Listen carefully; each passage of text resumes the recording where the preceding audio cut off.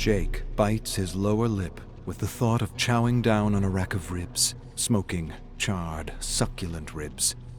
He shakes his head and returns his focus to the moment, to the wild hog he's been tracking through the woods all morning and afternoon. But he can't get the thoughts out of his mind. He's never had such a hard time keeping his focus. When he's not thinking about food, he's thinking about the past, about home, about the argument. Seems like it happened so long ago. The argument started on Friday, and by Monday morning, he was out on his own, exiled from the only life he knew, for disobedience. But it wasn't disobedience, not to Jake. To Jake, it was a need. No, it was more than a need. It was a longing, a profound longing to know where he came from and why his father never talked about him. But you didn't have to push him so hard, did you? I did. I had to. I had to because I had the right to know who he was. Don't you see? I have an emptiness inside me that no money or thing can fill. Yet, he never told me anything about him. He just distracted himself with the business and all the trappings of a superficial life and raising you, Jake. Raising his boys. Jake stares past trampled grass, and he hears his mother's voice resounding through his head. Jake, please. You are expecting a straight thing, and no straight thing has ever been made. Your father isn't perfect, and everything he's done is to give you a better life than he had. He has his reasons. And I have mine. Jake closes his eyes. He remembers leaving home without saying goodbye. He remembers backpacking across Korea, meeting people who had known his grandfather and could tell him stories about how he had lived. And none of the stories he had been told justified burying the past the way his father had done. He had expected his grandfather to be an abusive deadbeat, and yet he had discovered a hero, a legend even. He had saved and reunited so many families, and so many were grateful and indebted, and still, he never mentioned him. Maybe he didn't want a legend, Jake. Maybe he wanted something else. But why does it matter? Why does it matter right now? A voice of caution suddenly brings Jake back to the moment. His grandfather's voice, or what he thinks his grandfather would have sounded like. Jake, stop thinking about everything else except what you need to think about. You need to eat before you begin to see things that aren't there. You've been at it all morning and afternoon with that makeshift spear, and if you don't get the hog, you'll end up like me. Jake nods with a slight respectful bow as he examines the freshly trampled grass. Jake charges after the boar as it zigzags through the long grass and suddenly disappears near the creek. Panting, he slows to a jog, searching left and right. He's hiding. Hiding like the letter his father hid in the attic. Don't lose your focus, Jake. Not now. Not again. I don't understand why he would hide such a beautiful letter in a shoebox. Ah, yes, the letter. It's the letter that set you off on your journey. It's the letter that inspired you to learn your father's language properly. You wanted to translate it for yourself, and you did. But now, Jake, you need to stop thinking about the letter, about your father, about the past. You need to focus on the hunt, or none of it will matter anymore. Find food or become food. Jake winces. His grandfather would never say such a thing. That's something his father would say.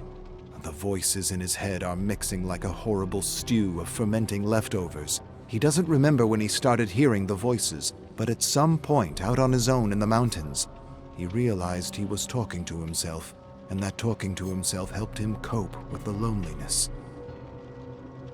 Everyone hears voices inside their head, Jake, although most are too distracted to listen or even acknowledge them.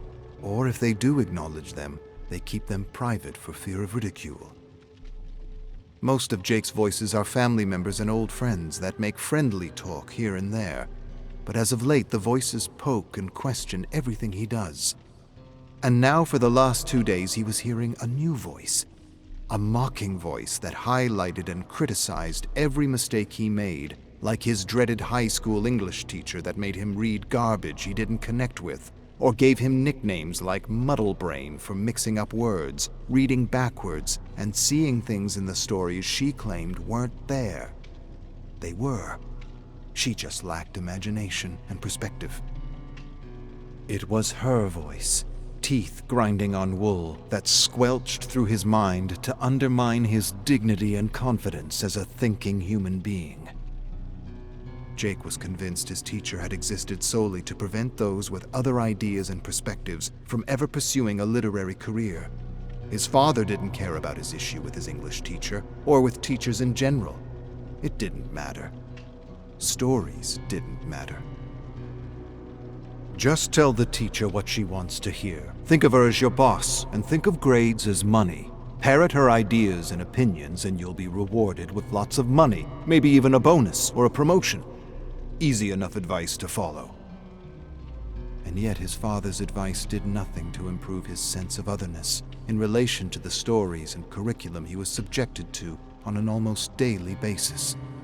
He still felt like an outsider for lacking interest in the literature and history he was expected to read and memorize as truths undeniable. Seemed like there was a big chunk of perspective missing from the overall narrative being poured into him like concrete that made him feel like he didn't belong.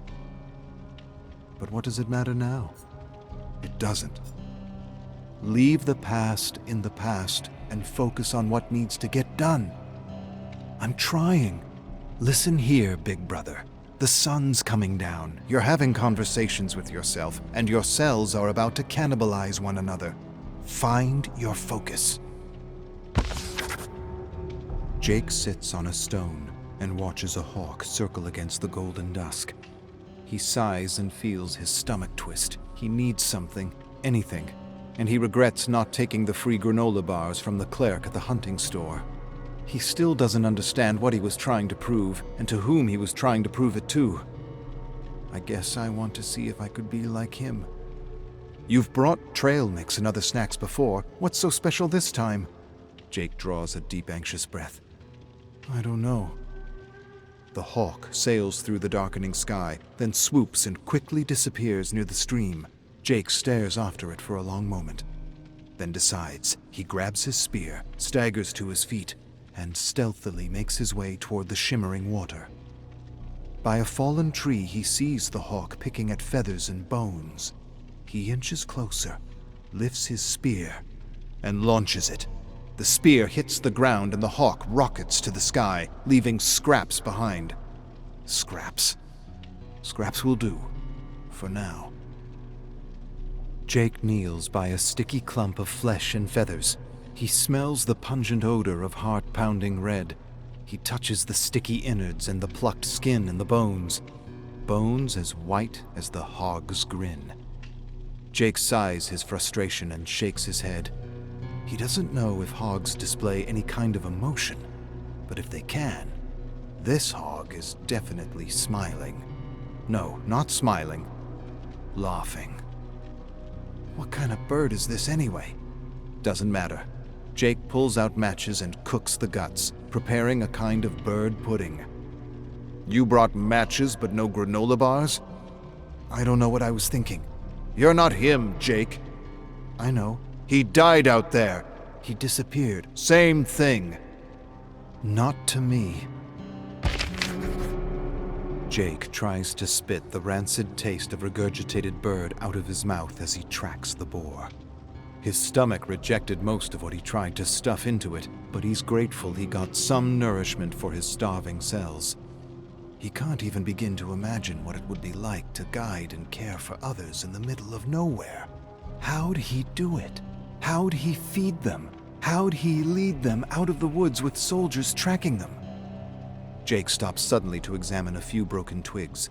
He brings his focus back to the hunt, trying to determine which direction the hog took. Then he hears it. Snorting. Almost inaudible, but he hears it. He turns toward a patch of shuffling high grass and narrows his gaze. The snorting grows louder and louder. He's laughing at me. Son of a bitch is laughing at me. You aren't worthy, kid. The hell I'm not. Jake launches his spear into the moving grass. A high-pitched squeal follows, and the hog jolts away. Jake surges after him, tracking a trail of red to the mouth of a small cave. He laughs to himself and knows he will feast tonight. He's done. So sure? I searched that cave before. There's no other way out. It's just a matter of time and patience. And focus, Jake. Focus. Jake figures an hour or so has passed, and he's noticed no movement or attempt to escape. This is a worthy adversary. He thinks he can outweight me. It's a good plan. He might actually escape. I'm betting on the hog. You'll lose, bro. Jake considers his options, then grabs a small shovel out of his rucksack and begins to dig a pit. He feels cobalt eyes watching him and he grins to himself. It will take a bit of time, but this deadfall will put the odds in my favor. The people his grandfather helped said he dug a tunnel under a small clearing to avoid detection. He dug a tunnel. Digging a small pit is nothing in comparison. What I don't understand is, you brought a shovel and matches, but no granola bars. What the hell were you thinking? I guess I wasn't. You're a walking contradiction, Jake. I guess. The stupid shit we do when we're lost and alone. I'm not lost or alone. I'm exactly where I want to be. Yeah. The whole turn your back on civilized living because humanity and not you have lost your way. Make yourself believe whatever you want. But in the end, he's your father. He didn't even try to reach out to me. You didn't try to reach out to him. He kicked me out. You poked and twisted an old wound. You hit a nerve, and he reacted. His father was a hero. Maybe he didn't want a hero, Jake. Maybe he just wanted a father. A living, breathing father to do shit with. Kinda like what you got. Jake stands next to his father and brother by the sizzling barbecue in the turquoise in-ground pool. He takes in the scent of thick, fatty white bacon melting into mounds of burning black charcoal. He reaches around his father and pulls off a strip and devours it. His father smiles and says it's like he's never seen food before. Jake's eyes widen as thick droplets of grease drip off his chin. He suddenly pushes past his father and brother, attacking the grill, stuffing his face with greasy, life-giving fat and protein. His father tries to hold him back, but Jake won't be denied when suddenly the meat morphs into a living, wild hog. The hog turns to Jake and winks. Jake stumbles back and falls into the pool. The pool swirls and turns into a deadfall as several spikes rip through his chest. Jake yells in agony, waking up with a start, finding himself in a small pit beside thick, sharpened branches pointed outward. Jake wipes the sweat off his brow and slowly clambers to his feet. He climbs out of the deadfall and stares into the darkness of the cave for a long moment. Then he hears his mother's soothing voice. "Jake, please, finish the letter and send it to him." Why? What's the use? It's just gonna end up in a shoebox in the attic like his father's letter. You're wrong. It will be like the picture in his wallet. That's just a stupid picture. Not to him. I'm tired of waiting. Jake grabs a few branches, sets them ablaze, and tosses them into the dark, gaping mouth of the cave. He watches the darkness fill with lashing flames and swirling smoke, and he waits for the inevitable. As he stares at the thickening smoke, he's reminded of a story, and his thoughts drift away to his grandfather. He reunited so many broken families. He helped so many people survive exposure, exhaustion, and starvation. He saved them all, and yet he couldn't save himself. They said there was a kind of smoke, too, a thick, black smoke that suddenly surrounded them. One minute he was there, the next, he was gone. The survivors Jake had spoken to in Seoul said he was probably captured and executed, but that they didn't know for sure. A piercing squeal followed by a meaty thunk suddenly brings Jake back to the moment. He didn't even see the hog make a dash for it. He leans over the pit and stares at the skewered hog, shaking and convulsing as life pours out of its wounds. Jake sighs and feels mingled relief and regret. Sorry, brother. It was either you or me. Jake swallows a piece of charred meat and stares beyond the flickering fire at the gutted hog. All he needs to do now is salt the meat. Took the whole day to get him, but it was worth it. There's enough meat on him to last him months. The bloody and carved hog suddenly turns to Jake. But you didn't really get me, did you? Jake blinks, and blinks again. Truth is, I let you catch me because I figured you chased me long enough. Jake shakes his head in disbelief, and he knows his mind is still playing tricks on him despite having eaten. The hog sighs sadly. You and I, Jake, we're caught in the same vicious cycle. So don't feel so bad, all right? Today it's me, tomorrow it's you. Jake pinches himself, but the hog continues. Chase something long enough and it will surrender itself to you. It will stop running and let you catch it so long as you stay the course. Just like that story you chased in the old country. Jake narrows his gaze on the grinning hog. Now you're here on Blood Mountain, trying to be your grandfather while trying to forget your father, without realizing you're both and neither of them at the same time. Jake tries to shake the hallucination out of his head. Don't worry, Jake. I'm not really talking. You're tired and dehydrated and completely lost in the woods. I'm just trying to give you some perspective, or rather, you're trying to give yourself some perspective. Jake sighs deeply. I have no idea who I am or what I want to do, and I'm talking to a dead hog in the middle of nowhere. The hog nods. Yes, you are. It's interesting because your grandfather was poor and didn't have many options, and you're not so poor and have too many options. I'm not sure which is worse, the tyranny of too little or the tyranny of too much. Either way, a distracted life is a wasted life. It's good that you came out here to figure things out. And you know what else is good? If you let go. If you just let go. I have let go, and I'm still as lost as I ever was. The hog snorts. You haven't let go, Jake. You're still playing the old scripts over and over again like a broken record. But let's see.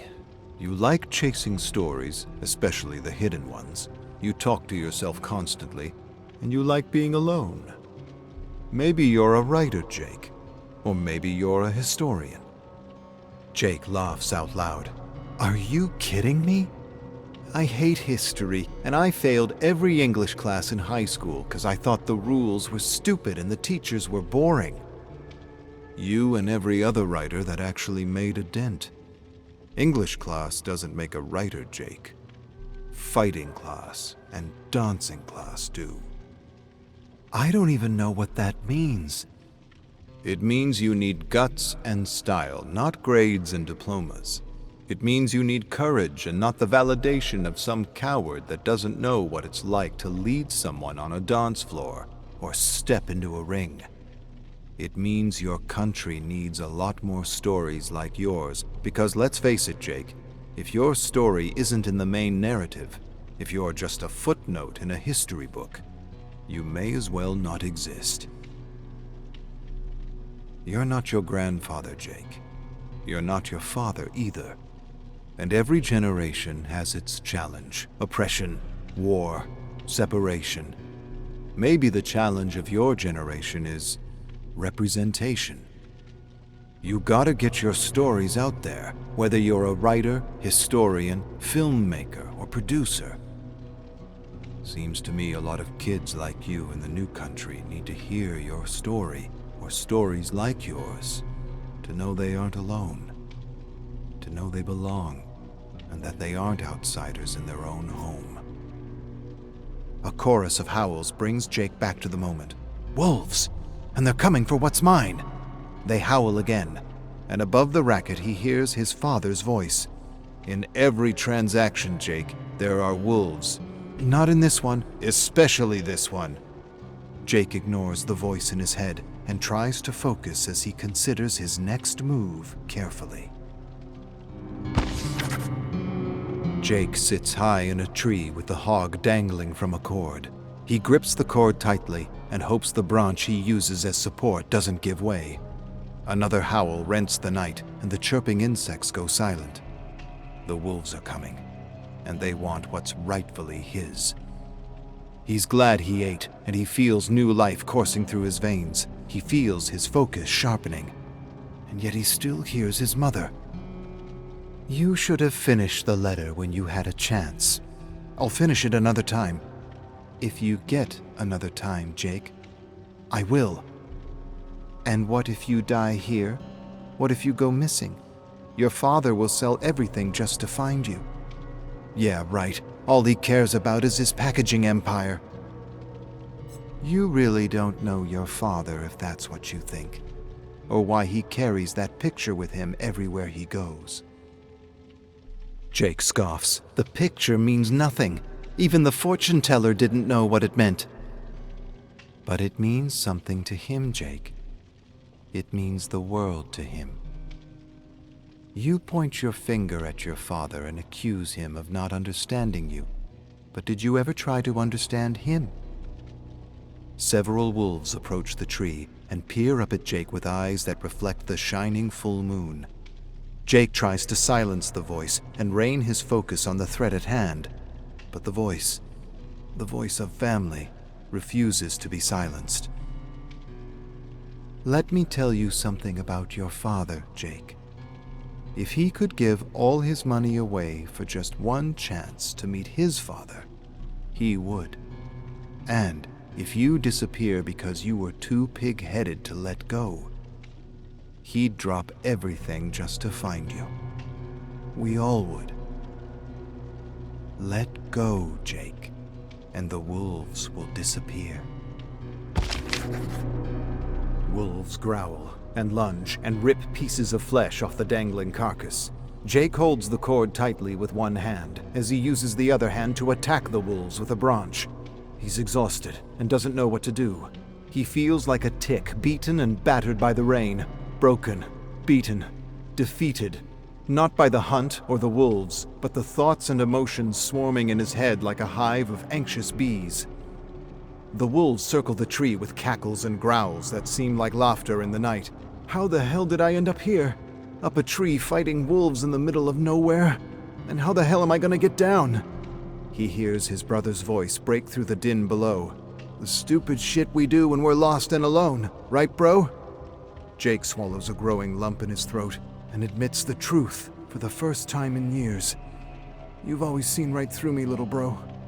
God, I miss you, but you're right. I am lost and I am alone, and I have no idea who I am or what I want to do with my life. And that fortune teller was right. I didn't know what to choose, so I chose nothing. His mother's voice returns. No, Jake, he was wrong. You did choose something. Jake draws a deep shuddering breath and closes his eyes, remembering his first birthday as his mother had described it so many times. He's dressed in his first red and blue hanbok, sitting on a white blanket with all kinds of objects spread before him. Pens, rice, paint, ink, brushes, money. His aunts, uncles, and cousins encourage him to choose something with exaggerated baby talk. The fortune teller asks everyone to be quiet and says the object Jake picks first will be the driving motivation of his life. The birthday boy drags himself toward the objects, drags himself past the pen, past the rice and the cake, past the ink and the brushes. Nothing seems to interest him. But then, he spots something. His eyes go wide with excitement, and he charges toward the money. Yells, screams, more baby talk to encourage him to take the money. But Jake doesn't take the money. He doesn't even look at it. He surprises everyone by charging past the money with perfect focus, and he only stops when he reaches a man kneeling in prayer. 1-year-old Jake looks up at his father, smiles, and grabs his finger. His father smiles back at him, and his mother takes a picture. The picture. Jake opens his eyes, and now he hears his mother's voice above the snapping and snarling wolves. The fortune teller didn't really know what to tell us. He said we didn't arrange the objects properly. He said you chose nothing. But I think we both know he was wrong. I don't understand. It's been years, Jake. Finish the letter, teach him about his father, and come back home.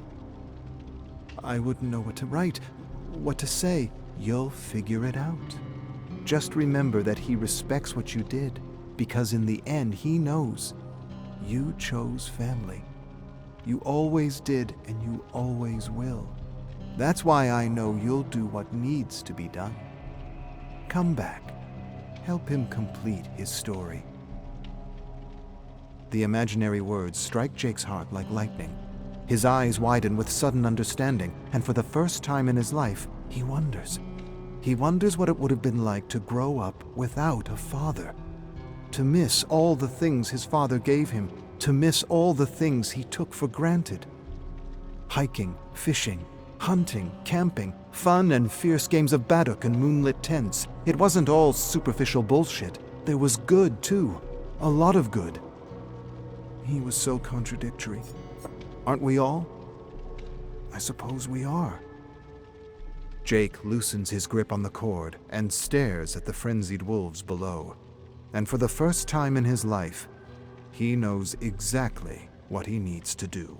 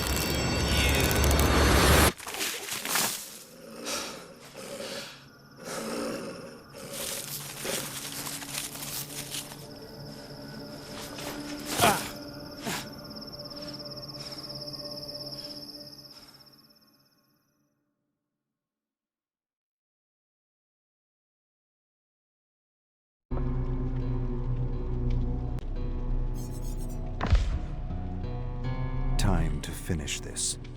Kill the bastard, right now. Jeffrey Hawk makes his move, rounds the corner of his trailer. He squints, sees footprints in the soft ground. Bingo. Crouches low, belly skimming over the dirt. A crowd roars from the circus tent 300 yards away. He uses the sounds to conceal his movement. Then he sees it. The shadow of his chosen victim. Focus. Bring on the carnival of carnage. He shifts his weight to his back foot and springs.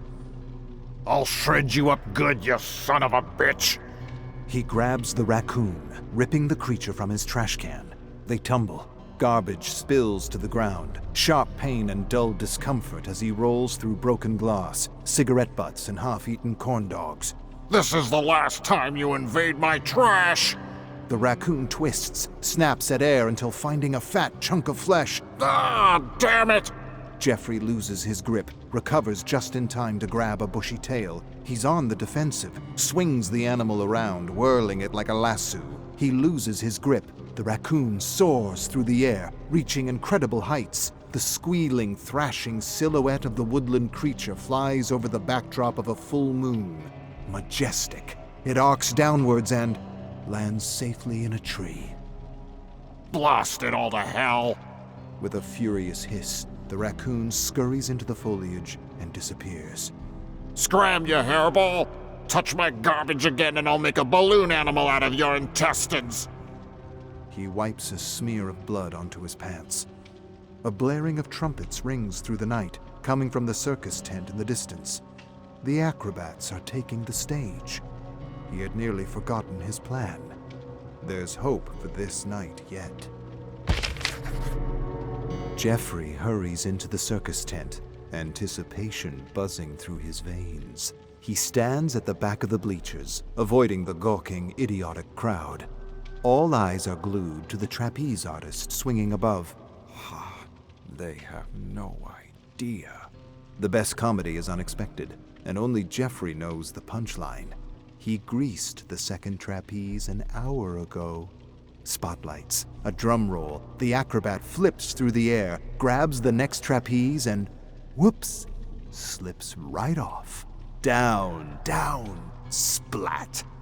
The sudden and exhilarating crunch of breaking bones, but nothing compares to the splat. The splat makes it all worth it, like a ripe tomato thrown against the wall, and then silence. 100 people in shock. Trauma forming in their brains, future nightmares being scripted. The moment broken by a single woman's scream, followed by 100 more. Jeffrey can't hold it in any longer. He bellows laughter, nearly suffocates with glee. No one can hear over the turmoil. Half the crowd rushes to the exit, needing air, needing to be sick, needing a stiff drink. What a show! Jeffrey chuckles, wipes his tears, and then, oh my, his eyes glaze over. So many fingers pass by, hundreds of them. He's a kid in a candy shop, and the possibilities are measured by the handful. He's paralyzed with indecision. As the crowd streams by, he appraises their hands. Long fingers, stout fingers, pristine and ugly. Don't be greedy now. You get one. Gotta keep things quiet. The fuzz will be snooping after the trapezist's accident. He spots a candidate worth his attention. 3 inches on the left hand of a young woman. Smoother knuckles than the norm. What does it taste like? Candy apple, maybe? Or brass? Why brass? With considerable effort, the memory arises. A first-grade teacher with a similar finger who used to wear cheap rings. He was a brat, but she was too hard on him. A burst of endorphins tickles his spine. How would he immortalize this stand-in for his first-grade teacher? A sharpened pencil to her jugular? Stupid, obvious, pandering to irony, but also satisfying in its cartoonish simplicity. Wait, what about the plump man with plump fingers? Thick sausages ready to burst with the slightest pinprick. A reminder of the mailman who yelled at him for flinging dog crap at a car. Bastard. I was just a kid having fun. Could fry up that finger and feed it to the local mutt. The fantasy is liberating, a righting of wrongs. And then, he sees it. The one. He shudders, recoils like he's seen a ghost, but is suddenly drawn to it, unable to look away. It's the finger he's always searched for, always longed to make his own. Attached to a hand, to an arm, to a man with a very stupid mustache. He has found it. The finger of chaos. Jeffrey is fixated on the mustached man's finger as he walks by. So close he can taste the alcohol-soaked sweat between the joints. He knew a finger just like it, in a different life, before the circus. He's 7 years old, in his bedroom, playing with a plastic army man. He throws it against the wall, bites its head till his tooth hurts. But then, the unexpected. Chaos awakens. His father shouts from the living room with a booming voice. Jeffrey retreats to his closet. He hears his father coming down the hall, each step louder. Hide! He buries himself under a pile of dirty clothes and shuts his eyes. The closet door swings open. The odor of cheap beer floods in as a large hand grabs him, pulls him. Why? Why, you little shit? Branson says you kicked his damn dog. That true? Jeffrey's too afraid to say the words forming in his head. It's true. I walloped the smelly mutt good. Don't know why. Just something like a reaction. Don't get twisted about it. Ain't nothing different I could have done. His father shoves his finger straight into Jeffrey's face. Speak up, you damned idiot! You think I want to be stuck with you? The finger. Thick, oddly straight. A knuckle with ridges upon ridges of loose skin. A chipped nail that lends it personality. Your mom would have hated you. You listening? Jeffrey can't look his father in the eyes. He retreats to his imagination. Hack off his finger, Jeffrey. Make Dad cry. Make the blood spurt. Point the finger right back in his face and laugh. Laugh, Jeffrey. His father looks ready to burst as his face reddens. This funny to you? You some kind of clown? Keep laughing and see what happens. And though Jeffrey fears his punishment, he can't get the bloody thoughts out of his head. So he laughs and laughs. Jeffrey examines Mustache's finger as the crowd jostles around the circus tent. On his hand, a finger, thick, oddly straight, knuckles with ridges of loose skin, and yes, even a chipped nail. It may not be the original, but damn, it'll do nicely. Jeffrey barrels through the crowd, keeping an eye on the mustached man and his index finger. He pushes a lady aside, strong-arms a man. Move along, you jerks! Everyone's too disturbed by the acrobat's death to be upset by a clown's social faux pas. It'll be days before it crosses anyone's mind. Did that clown really elbow an old woman in the face? Jeffrey spots Mustache walking through the fairgrounds. Tents, Ferris wheels, and food booths have gone dark, closed for the night. The scent of deep fryers and popcorn is still thick in the air. Mustache breaks from the crowd. Perfect. Time to get to work. Jeffrey disappears into cover. Despite his size, despite his bright, gaudy clothing, he naturally slinks through the shadows. His anger over the raccoon infiltrating his garbage has fizzled away. There is only one creature of the night that lives here. His name is Jeffrey Hawk. The hunt begins. This is Jeffrey's moment. The anger and revulsion fades, if only for a few minutes, allowing him to exist in comfort. He doesn't stumble or slow as he stalks through the deep darkness. Take sure, steady steps. He wants to remember this moment. It's simple. One man with a wonderful finger. One clown that's going to kill him. If only that was the whole of history, the entirety of existence. Wipe out the jealousy, betrayal, and greed, the tax collectors and nosy neighbors, the dogs that bark all night, the women who lead men on, the endless stream of cars and the suitcases full of lies. Erase the whole overwhelming thing, the pain that ties it together. He doesn't want to be part of it. He was never good at it anyway. Leave one simple moment. A clown, a man, and a murder. He's jolted from his tranquility as a branch snaps underneath his foot. 30 paces ahead, Mustache straightens up like a meerkat, swings his head around. He knows something's out there, something unseen. Hello? Please, someone there? I don't know what's happening. Jeffrey chuckles. Neither do I. Jeffrey keeps to the shadows, makes his way closer to Mustache. He moves swiftly, silently. Almost silently, he hacks into his sleeve and spits a mass of phlegm into the dirt, wheezes. Could use a smoke and a shot of something. Bah, keep moving. Skulks past the cotton candy stand and around the fortune teller's tent. No use drawing it out any further. It's time. Bring on the clown.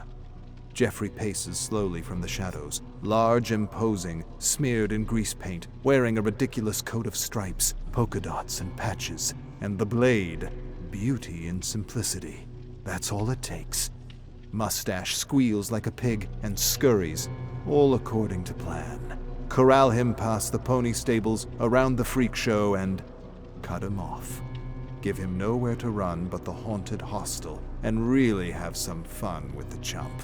Mustache sprints towards the rundown shack, covered in spatters of red paint and cheap imitation spider webs. But then, he turns, beelines away from the haunted hostel and towards, no, not that, the fun house of friendship.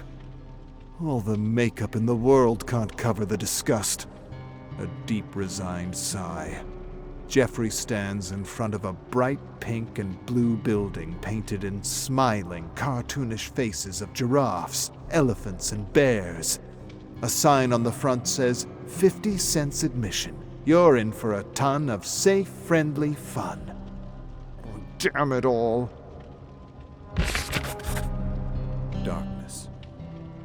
Jeffrey hears Mustache bumping around up ahead, but can't see a thing. He fumbles with wires, jams them at a wall, searching for an outlet. Bingo. Colorful lights flood over him. Playful music fills the area. An animatronic dog stares at Jeffrey with dead plastic eyes. Let's be friends. Jeffrey delivers a solid kick to the dog's chest. Let's be Moving on.